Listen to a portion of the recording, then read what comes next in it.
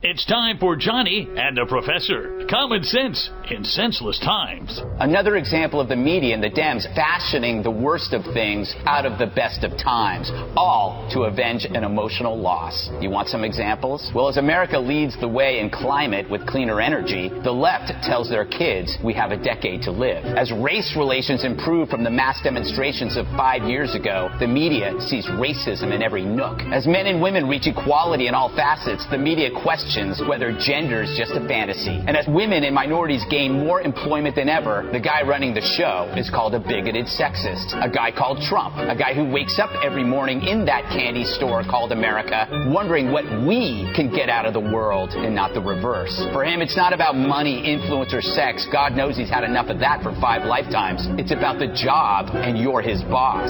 See, he's a guy who is stingy with both blood and treasure, which is why he's trying to replace real wars with trade wars. He's sending in accountants instead of tanks. And yet, even as America is governed by an orange Gandhi, the media and Dems see him as Hitler. You see the trend? As the world gets better, which the metrics show, the media panics. How can they report good times if Trump's involved in all of them? So every day is doomsday since 2016, which is why now they're outside that candy store waiting for that sweet impeachment, desperate for the taste of revenge, the sweetest bonbon of all. When a movie comes out, there's been a constant censoring of it just because they want to bubble the problem and blame it on something other than the people that caused the problem. And now they want to censor the movie even more. Johnny and the Professor. Well, it's Johnny and the Professor. Common sense for senseless times. Where we talk about politics, pop culture, and pizza. Pizza's good. Yeah. Pizza's always good. Do you have like a favorite? Oh, I'm a carnivore, so I lean heavily toward meat lover type ones. Now, do you have an institution that you prefer? Some people prefer the Hut. Some people like the Domino's. Some people I'd rather do baking my own, so I lean more toward Papa Murphy's. Papa Murphy's, yeah. But I also eat low salt because I'm old. Right. So I have to, pizza's a privilege. Yeah. Once every few months. It's not a right? No, it's not a right. No, it should be a right. Everybody should get pizza. Yeah, well, I mean, that would be under the pursuit of happiness, I guess, could be part of that from the Declaration. But no, so it becomes a once every few months I have pizza and then have to eat no salt for the next few days. Can you imagine if they declared pizza as a right and if the government got involved? Well, the prices would go way up, and of course there'd have to be equal share of the vegan pizzas and the veggie pizzas and all the things that I think are a waste of a good pizza. Right. What's going on in the wacky world? Nothing really major other than the fact that the House of Representatives is talking about Nancy Pelosi made a speech that she officially wants to start an impeachment inquiry into President Trump. What are the grounds? What's the accusations here? Well, there was a whistleblower report that came out a few months ago, and it has to do with a conversation that the president had with the president of Ukraine, who is Zelensky.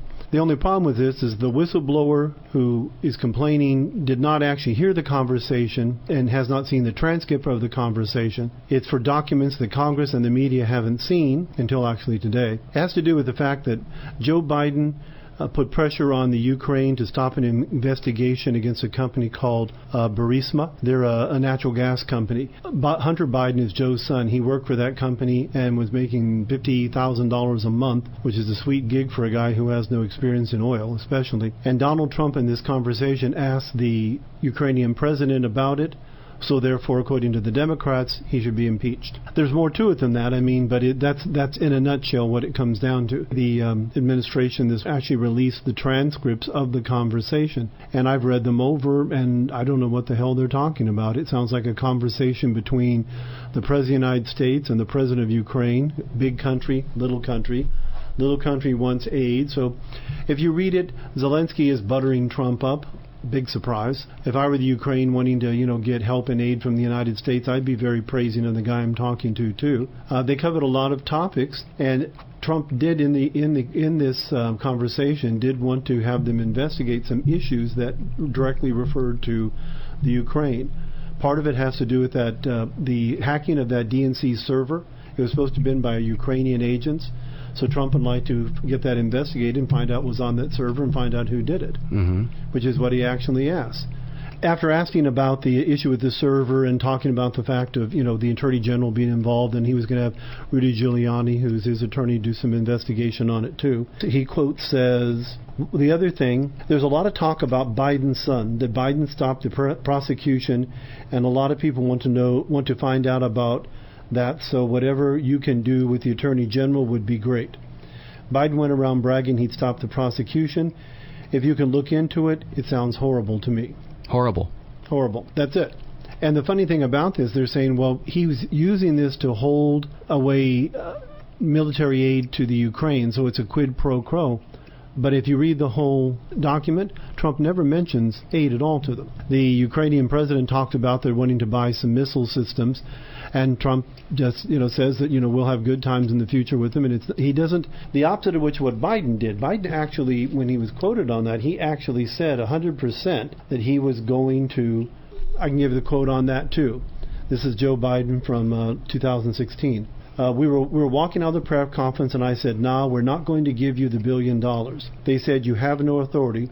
You're not the president." I said, "Call him." I said, "I'm telling you, you're not getting the $1 billion." I said, "You're not getting the $1 billion." I looked at them and said, "I'm leaving in 6 hours. If the prosecutor is not fired, you're not getting the money." And well, I don't know if I can say this on the air. It's son of B. Okay. He got fired, and they put someone in place that was solid at the time. But this is the prosecutor who was investigating Burisma, who was the company that his son was working for. So why was Biden concerned? I mean, that is, if you read that, it could be that he thought they were corrupt and he wanted a fair hearing, but that is directly saying, you're going to do what I tell you to do, or I'm not going to give you the money. That is actually, and that's the issue on this, is that this is why this whole thing is happening, and I have a feeling it's going to come back and bite the Democrats in the butt. So did President Trump do anything wrong? Now, as a history professor, try to be as unbiased as you can. When I look at it, I go, it all depends on how you interpret it. If you use, when I was reading through this, reading as a neutral point of view, just reading what the information that was said, I said, this doesn't sound to me anything than a negotiation back and forth between two heads of state, one of which is powerful and one of which isn't. I mean, there's a lot of quotes from the Ukrainian prime minister about how that he likes how things are going, and he's thanks Trump for a lot of his influence and his help. There isn't anything in it that directly sounds like what you would call a quid pro quo. And the argument is very easy. Even if the president was saying, okay, I want you to investigate Joe Biden, they say, well, he's attacking a political opponent. Joe Biden's not Trump's political opponent. Joe Biden is one of the candidates running for the position of being. He's Elizabeth Warren's opponent. He's Cory Booker's opponent. Joe Biden is. He's not Trump's opponent. Until the Democrats nominate a candidate, they're not his opponents. You're saying, well, he's trying to take him out. Joe Biden is doing fine taking himself out by himself. He doesn't need any help from Donald Trump. I mean, he's already, in recent times, he's dropped down to, Liz Warren is now ahead of him in polling data. I mean, he's tied. That's bad. That is bad, because Liz Warren is not a good candidate either. The unfortunate part about that, the only candidate the Democrats had that I actually kind of liked was Tulsi Gabbard, because I'm not 100% sold on her. She has some things about her I don't like. What did you like about her? She's much more kind of middle of the road. Even in this issue about Pelosi coming out wanting to put forth the impeachment, she's not in favor of it. So I mean, she sounds a lot like a moderate Republican rather than a Democratic candidate. And those are things that she does have military experience. Though it's not combat military experience, but she does have military experience. She's in the National Guard. If it wasn't for the fact she was in Hawaii, I would assume she was just a moderate Republican candidate, because she looks a lot more like that. But I mean, just the fact she's more middle of the road. She's not these extremes. Whenever you have an election going on and you have people competing for a position for the candidate, they always go far to one side or the other. If Trump theoretically would have to go far to the right, he's not going to have to, because Trump never ran on the right. He ran more as a moderate in the middle. But in the Democrats' case, they're going far on to the left. I mean, we're talking about reparations for slavery, and we're talking about Green New Deals and confiscating guns and things that they can't win on in a general election, because the moderate people in the middle are not going to support that. So what will happen is they run far on the left, and then they try to swing back into the middle so that when they actually become a candidate, so they can reach more people. That's the way elections generally work. They went so far to the left, I'm not sure they can swing back to that middle lane without actually causing a major accident.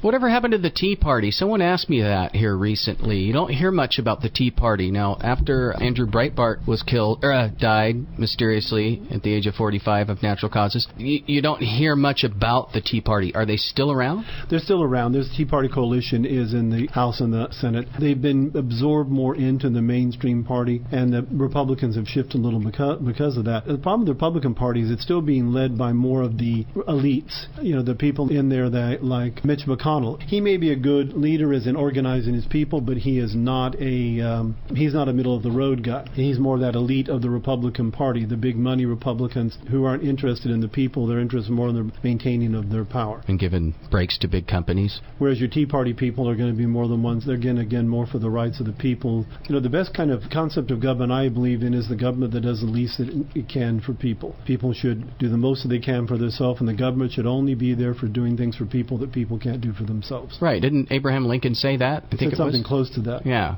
The government's there to do things for people that people can't do for themselves. Well, I know I've said it, but I don't remember that directly quote from Lincoln. Lincoln said, "Government of the people, by the people, and for the people. Oh, okay. Shall not perish from this earth," and from the Gettysburg Address, of course. Well, okay. Most people can't treat themselves for illnesses, so... Well, because if the government takes care of that, that's buying of a service that is not really required. Most people in their lives don't have to. There are people who go their whole lives and never go to doctors, and they live old and die natural causes, unlike Andrew Breitbart apparently. But they die of other kinds of natural causes. Mm-hmm. I mean, you don't have to. If you use common sense and take care of yourself and eat well and get some exercise. Right. Think of a farmer in the 1890s or even the 1930s. How many times did they go to a doctor in their lives? Unless they got hit by a tractor, probably never. Right. And when they did, you know what they did? They paid for the doctor to have for the treatment. The doctor actually came to their house. Actually came to their house. We've actually created a medical system by, again, getting government and other things involved in it. It's like having the government involved, and we've created a medical monster that is almost to the point you can't afford to pay for it anymore. And a good example of this is that independent health companies cannot compete across state lines,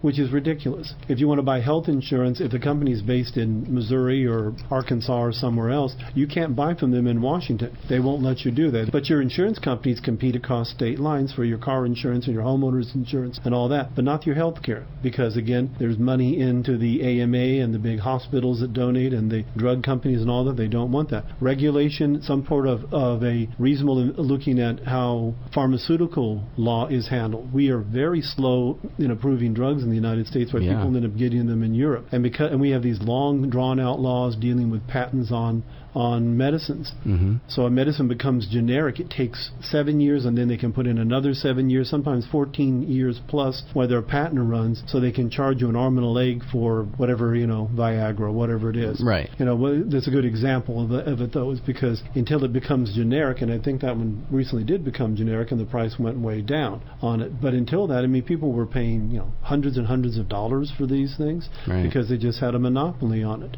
Yeah. And the government allowed it to be extended far longer than any other thing would be allowed.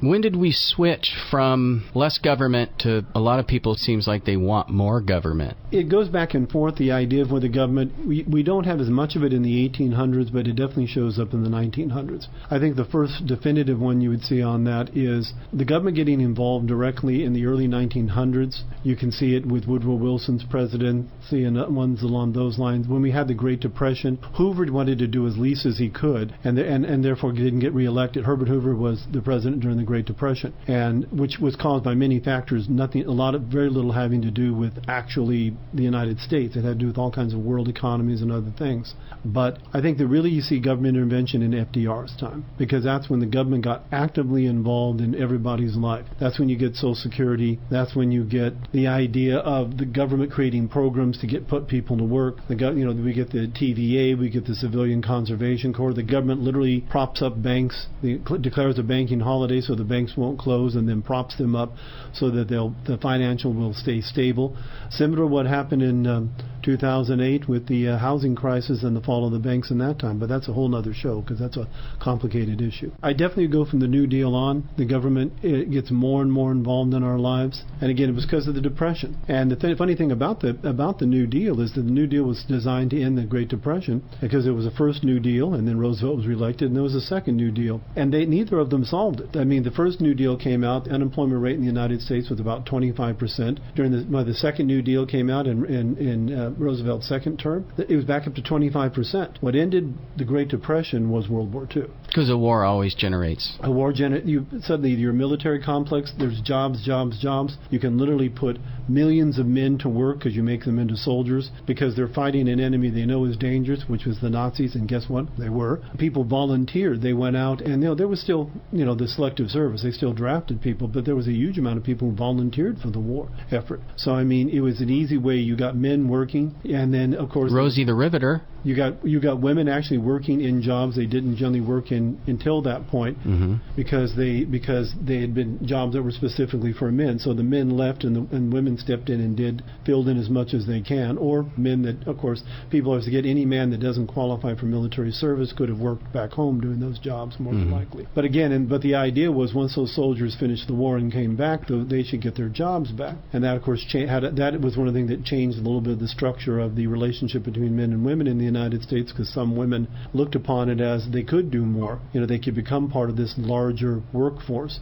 And if you want that would be great. But people think there was a huge movement at that point, and there wasn't. The women's movement was still very small at that point. A lot of women had no problem giving the jobs back to the men because they'd went off and fought and beat the Nazis, so they deserved to get their jobs. Oh, that's nice. It's nice, but again, that's back in the days when people were trying to work with each other against common enemies rather than making each other their common enemies. Oh, you are such a toxic male. What can I say? I was born with venom glands. I'm sorry. Yeah. I'm sorry I kind of led us astray. Is the president in trouble, or is he not? I don't think so. It's a whistleblowing complaint from somebody who had no direct knowledge of what happened. They only had heard it secondhand. The Trump presidency cut them off by releasing the document, the transcripts of the conversation. And a simple argument is, if you're guilty, why would you release the transcripts? I mean, I read the transcripts, and again, if you think Donald Trump is an evil, corrupt, Machiavellian monster, you will read that transcript, and every time he says anything like, could you do us a favor? Then they're going to say, okay, the evil music starts in the background and Trump is a monster. If you read that as I read it, I didn't have any background. He's wanting a favor from a foreign government. He's wanting a foreign government to investigate some issues of corruption that directly involve the United States. Now, is that illegal to ask? It's not illegal to ask. If he said to him, when I read that Joe Biden quote, the Joe Biden quote is much more damning because it says, I'm not going to give you this unless you do this. Right. That's what's called quid pro quo. And that's almost like blackmail. It is. It's a form of blackmail. It's saying, if you don't do what I say, I'm not going to do something for you. And if he's asking, if Donald Trump was asking this simply to undermine Joe Biden, he said, I'm not going to give you your military aid unless you take out Joe Biden as a candidate. That would be illegal. But simply ask yourself the question, if you simply are asking the question, Biden did this thing and we had this server hacked from the Ukraine, we'd like you to look into it. Just simply asking that question is to be impeached. Where's the high crime and misdemeanor? We had some ridiculous... I don't remember his name because he's not worth remembering because he won't be involved in anything, but he's a former governor who's running as a libertarian against Trump in 2020. And he was saying, well, that's treason. And the penalty for treason is death. So they're just cutting out the trial entirely. Let's just execute him right now, except for the fact that he doesn't know what the hell he's talking about.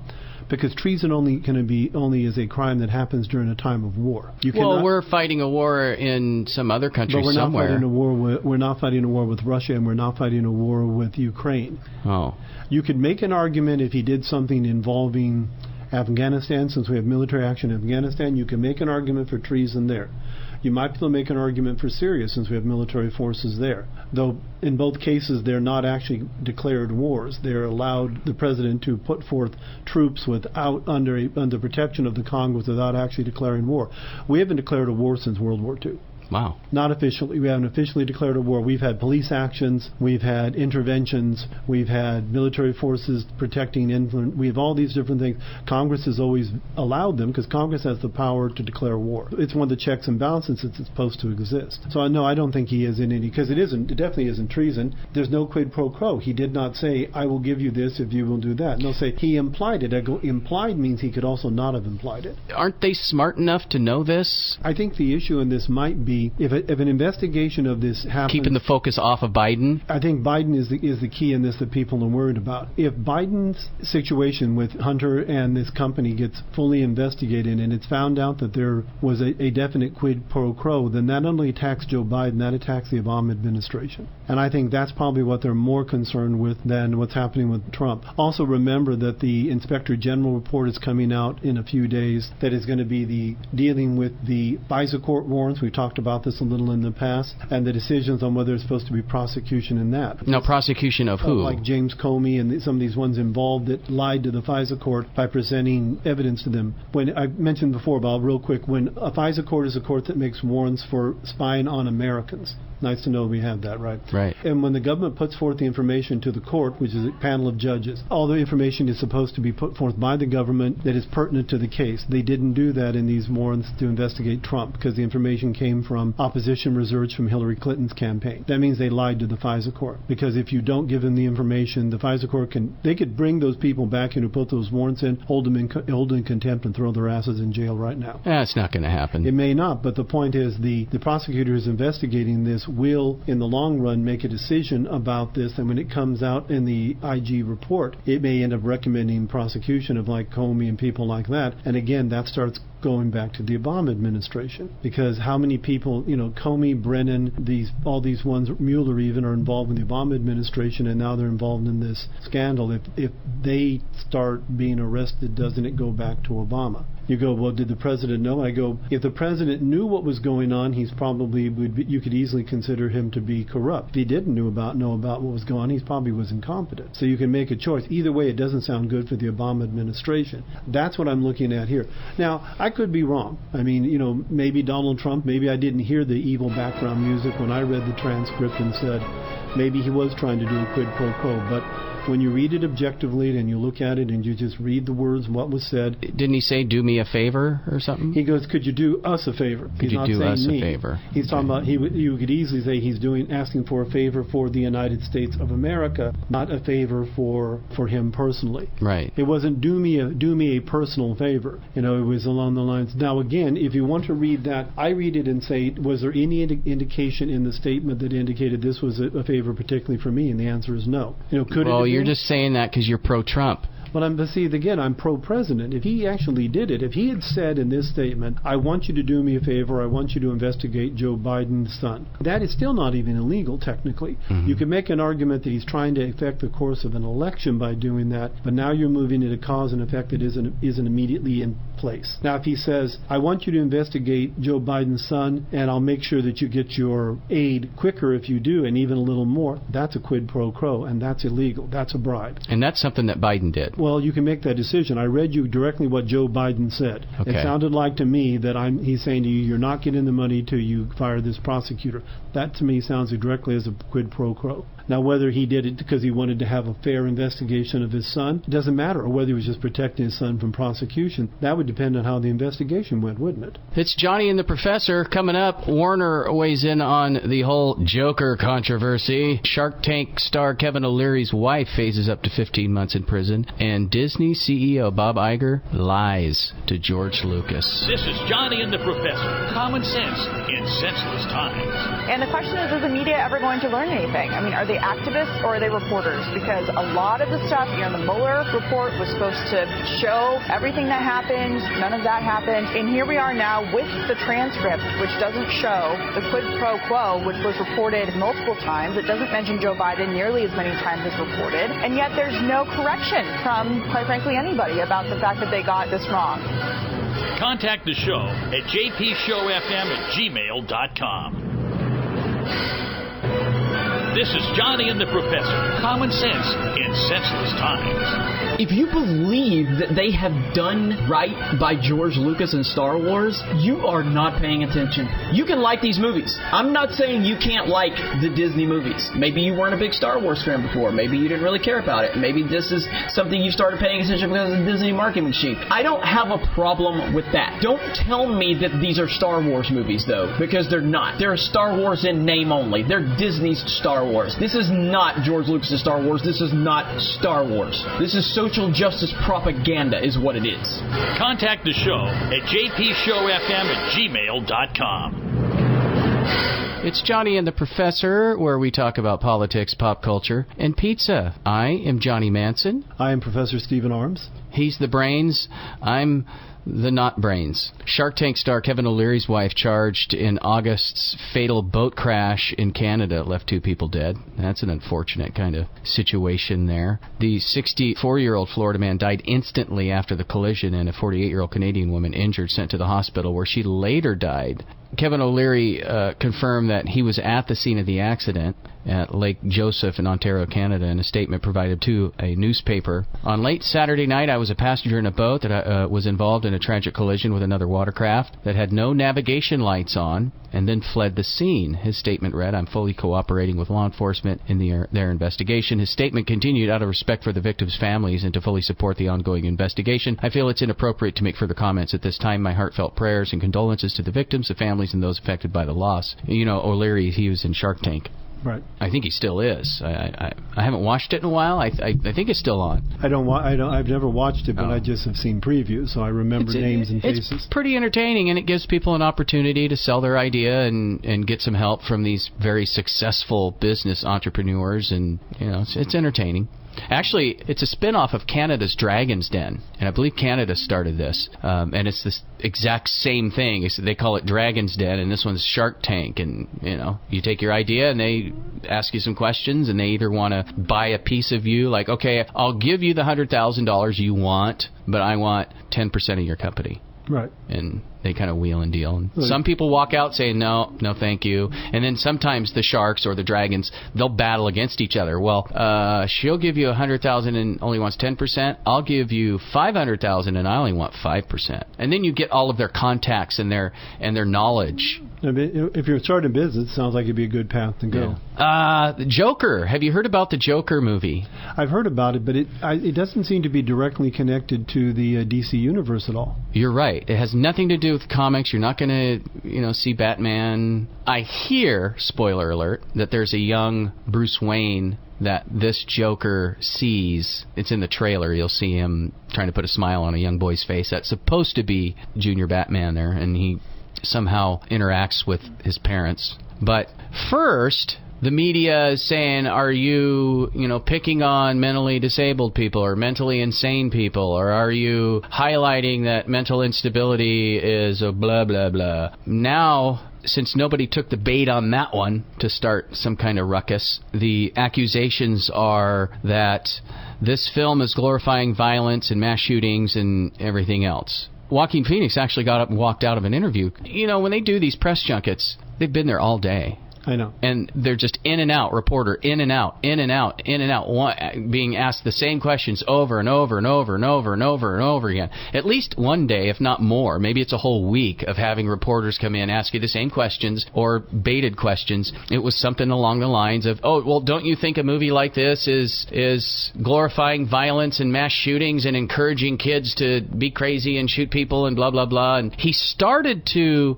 indulge, kind of react the way he said it. He's like, but what about when? And then he just stopped. He said, nope. And he gets up and walks out. And that's what started this whole thing. And now Warner Brothers makes a statement. Make no mistake, neither the fictional character Joker nor the film is an endorsement of real-world violence in any kind. It's not the intention of the film, the filmmakers, or the studio to hold this character up as a hero. Okay. That's good to know, since the Joker's not a hero. Or real. You remember Natural Born Killers? Right. And how about Hannibal Lecter? I mean, there is real world violence. I mean, this strikes me as being kind of ridiculous, petty, and stupid. I'm going, did Joaquin Phoenix, piss somebody off or something? They're trying to go after him, or is it just the cancel culture always has to go after somebody? It's always somebody. Of course, the problem I'd have with it is that it's the other way around. Batman isn't made by the Joker. The Joker was actually created by Batman, according in the comics. They were fighting at the Acme Chemical Company, and Batman, he was dressed as a hood at the time called the Red Hood. And Batman hits him. He flies off this rail, lands in a vat of acid and chemicals, comes out the drain on the other side as the Joker, bleached and red-lipped and green hair, permanently changed and absolutely insane now.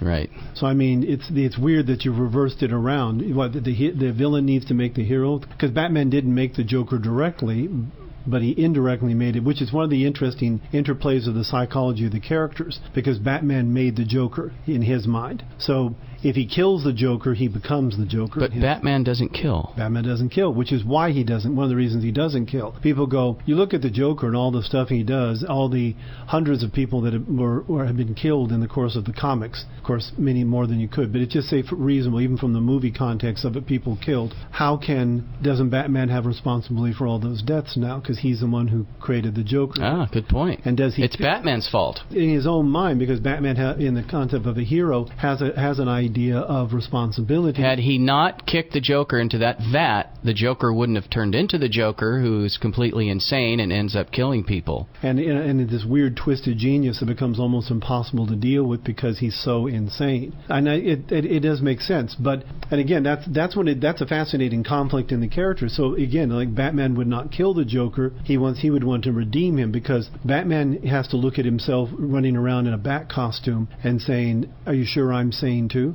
Right. That's a good point. Is the Joker just the opposite? Is he just Batman a few steps too far? So that's interesting. That psychology hasn't been played. They didn't play that in the Dark Knight movie. I did not like the Dark Knight personally. I did not like Heath Ledger's Joker. I found him to be a bore. I mean, I could, every time he opened his mouth, I just went, oh, God, I know what he's going to... And every time he did, he said exactly what I thought. The plot was silly. It was easy to figure out. I just didn't like it. I didn't like Jack Nicholson's Joker either. I like Mark Hamill's Joker from Batman the Animated. Some say Mark Hamill's Joker is the best in history. It is. Mark Hamill's Joker is I easily believe... And if you want to see a darker version of that, you watch Batman Mask of the Phantasm, and you see the Joker more as a killing Joker, and Batman trying to deal with him as Mark Hamill and Keith Conway's the voice for Batman in that. See, and I liked Heath Ledger's rendition of the Joker, but I'm a simple person. I'm a simple-minded person. Again, my difference is I'm more of a comic reader. Right. So I mean, I remember the Joker from the 60s when he was still doing Pagliacci jokes and Laugh Clown Laugh and stuff when they were originally from the original creation of the Joker.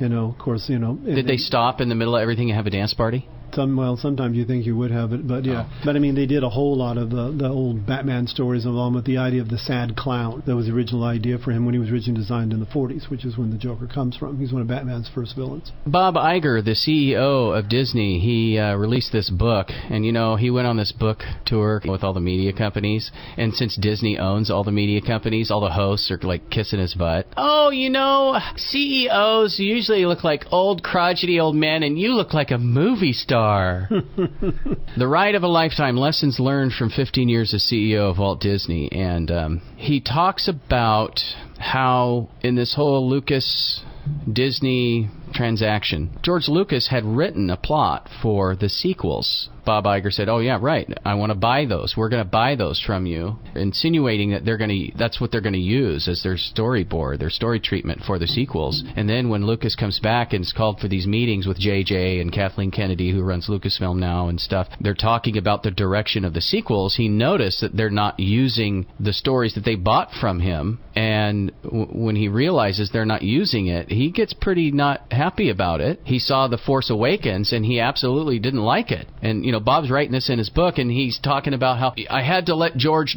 think that we were going to use his stories, and then it occurred to me he was mad when he found out. I mean, it says it in so many words. It doesn't say, I lied to George Lucas, but he says it in a different way. He implies it. He implied the fact that they were going to use his stories. Right. And he either reads or sees The Force Awakens, and George says, there's nothing new in it. No. He says, every one of my movies, there was always some new technology, there was always some new species, some new planets, there's nothing new in this. It was A New Hope all over again, right? It is. It's A New Hope Part 2. And his story was going to explore the wills. He made it sound like the microscopic world of the wills. Remember the Journal of the Wills? Yeah. The original. It's from the book, dealing with the... So George was miffed, and he didn't like J.J.'s treatment of it. George called Disney white slavers in an interview. I know he did. Yeah, once he got his money, the other part of that is obviously they didn't get enough of a contract on him that he could not speak his mind on it. You need to be careful about that, too. Is there anything that you want us to know going into The Last Jedi? Anything you want to tell the audience or the world about this one in comparison to the other ones? It's the longest one. When I read 7, I said, I love everybody's part except mine. And if you think you're going to go into the movie and recapture your childhood, you're setting yourself up for disappointment. Because in Hollywood, remember, kids, it's not important if it's of high quality. Only if it makes money. I said to Ryan, Jedis don't give up. Luke would never say that. I'm sorry. Well, in this version, see, I'm talking about the George Lucas Star Wars. He's not my Luke Skywalker. Listen, I still haven't accepted it completely, but it's only a movie. I hope people like it. I hope they don't get upset. And in fact, the most important line I think Luke says is, this is not going to go the way you think. Where I thought I came in is when the lightsaber wiggles in the snow and flies out. I said, here I am, baby. Ray caught it? She hasn't even been to Dagobah for training. When I read 8, I told Ryan, I fundamentally disagree with virtually everything you've decided about my character. I'm not sure. Is he going to be in the next movie in any version, Luke Skywalker? Do we know? Probably just, Force Ghost voice kind of things. Yeah, I was thinking that's what I was wondering about on it. And George's female character, because, he's a toxic male, it was Myra. And that's who turns out to be Rey in this one, but it was going to be Myra, and I think Mira. She's a daughter. Again, it's related to the family, though. Right. One of the books, I remember the character. So now a lot of the internet, they're kind of, hey, George is part of the fandom menace. He's kind of like the leader of the fandom menace, and because there's a group of people, a large group, that don't like this direction. They're not going to Galaxy's Edge. At Galaxy's Edge, they're having to lay people off because people aren't going to Galaxy's Edge. There's nothing to do there other than spend a whole bunch of money building a lightsaber or building a robot. There's one ride in the Millennium Falcon. It takes 30 minutes to get through. That's kind of a plus, because usually it's like an hour and a half to get through any Disney ride, right? That's worth riding. Well, but if there's no one there to watch it and to ride on it, and that's what it is. I mean, right. If it's a shame. And again, since Disney's prone to exaggerate their books, who knows how much money they're making. And Iger had the audacity to say that Lucas didn't appreciate the pressure that J.J. and Kathleen and that Bob himself were under to produce a movie for the fans. And yet the guy who produced the movies for the fans is the one you're talking about. I think George Lucas generally needs another writer to work with him, because I think he gets, obviously, you can see when as A New Hope, Empire Strikes Back, Return of the Jedi. He has a different director for every movie. That's what his vision was to have a different director for every movie. Now, writing, he has his writing buddies and whatever. Right, and he sometimes needs a good editor to get a good story, depending on his directors. I mean, I don't, because again, the Phantom Menace, and I don't remember the first 3 movies' names other than Phantom Menace. Attack of the Clones and Revenge of the Sith. Revenge of the Sith, that's right. Remember, because Jedi was going to be Revenge of the Jedi, and he changed it at the last minute. Because Jedi shouldn't be vengeful. Yeah, Jedis don't have revenge. Well, you're not supposed to be. You could be justice, but not revenge. It's a different matter. Right, because they're selfless. Well, the idea that Jedis need to keep... Power will corrupt you, and it will be abused if you have it. And so a Jedi needs to keep his power in check, just like a martial artist needs to learn how to channel his angers and his emotions to be the best martial artist they can be. Just like a politician should do that. They should channel their evil impulses into something good. But unfortunately, strong in the dark side are they.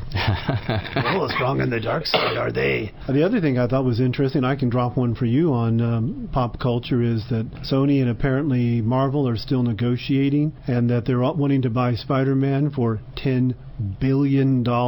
Why make trillions when we could make... billion? Now, what does that say about this whole situation? Sony's like, I think we're going to take Spider-Man back. Thanks, have a good day, it was fun. And then nothing, and then now you hear this. Well, they don't want the competition.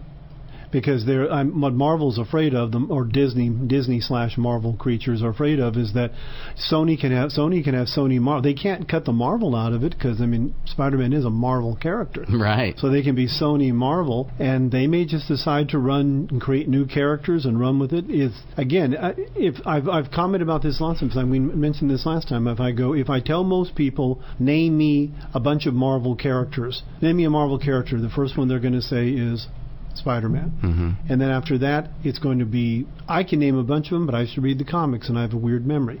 Okay? But it doesn't change the fact most people, you might get the Hulk or the Fantastic Four, or you might get Thor or Iron Man, but it's not, none of them is like there's Spider-Man, everyone knows Spider-Man, and then there's all the rest of them. All the rest. Well, Spider-Man has had more series and more animated shows and more, just about anything, more toothbrushes, more cards, more whatever than all the other ones put together. I remember watching the TV show Spider-Man, the live-action Spider-Man TV show back in like 1970 something. Yeah, that's when it was a bad show only because the effects were so horrible because you couldn't do it on TV at that point. Right. But it was pretty weak. Now, I can beat you on that. I as a boy, watched the original Spider-Man cartoon in the 1960s.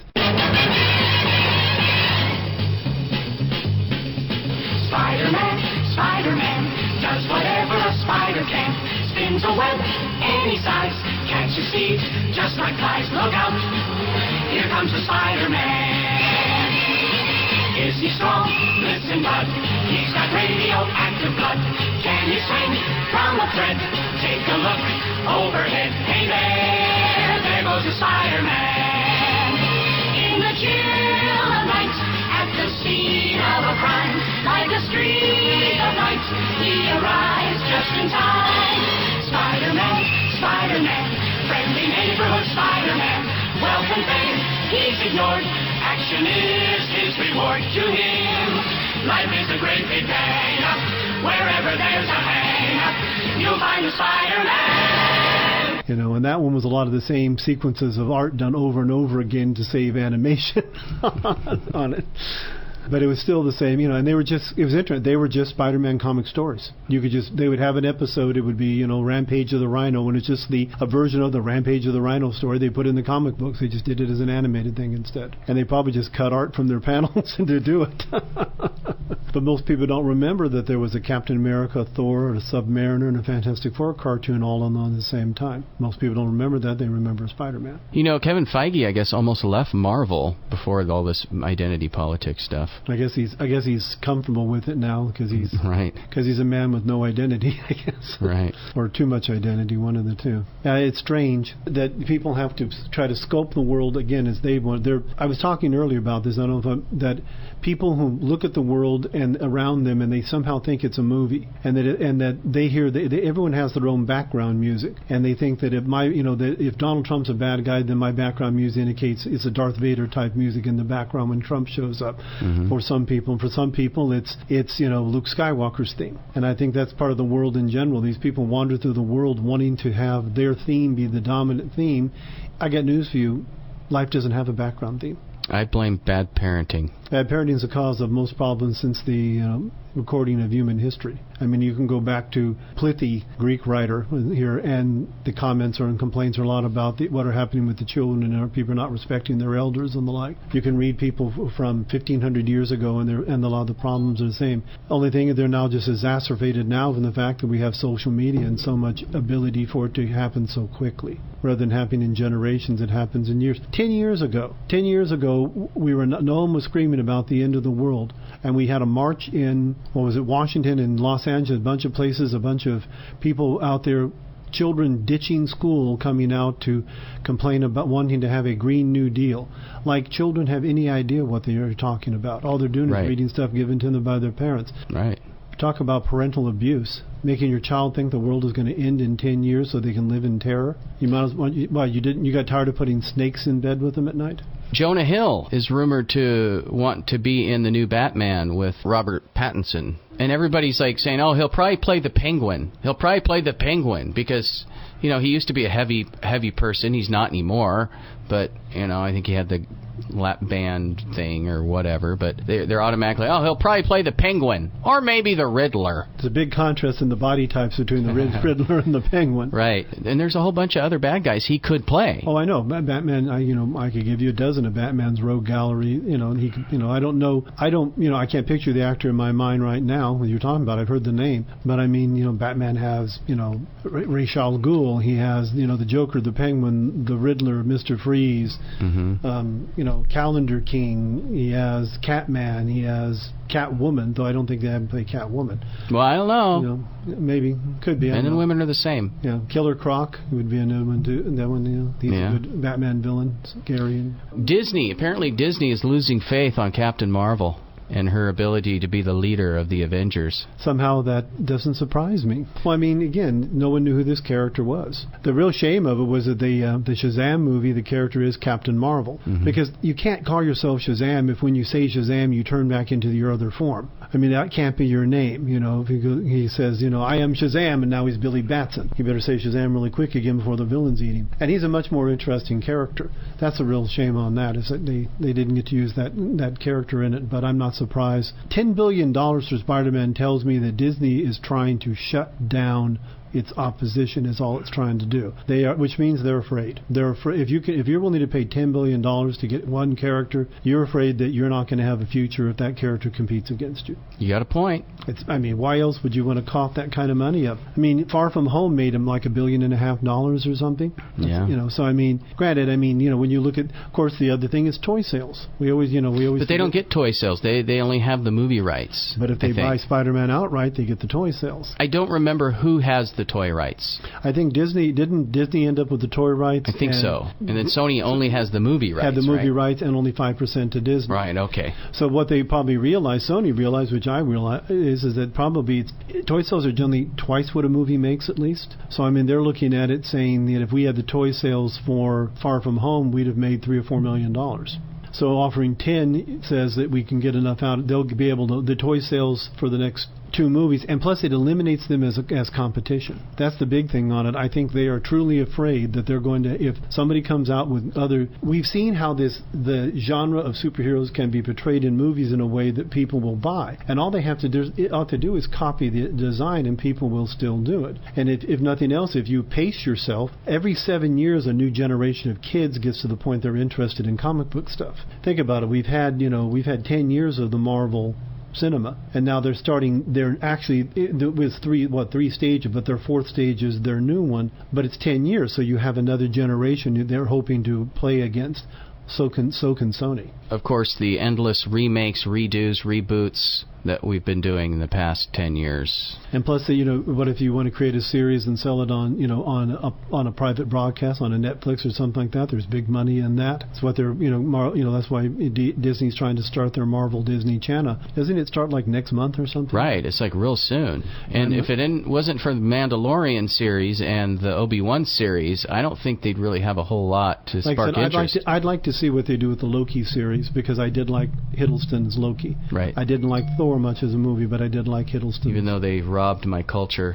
Well, yeah, they're to be fair, the Norsemen did do a lot of pillaging and running around the road robbing other people, so you should be get a little of it robbed back, shouldn't you? No, that's just not fair. Not fair? Yeah, it's totally not fair. I need reparations. So that'll about wrap it up for this episode of Johnny and the Professor. I'm Professor Stephen Arms, and he's Johnny Manson. You can look up our show on YouTube. We have a YouTube channel called Johnny and the Professor, and of course I have my own web channel, which is Arena of History, and I write articles for people locally in the Senior Sunset Times. And I do nothing, because I've lost faith in humanity. This has been Johnny and the Professor. Politics. This is actually what makes this whole thing so comical. Pop culture. This is something that they're going to be prioritizing, and that is diversion. Now, this is stupid.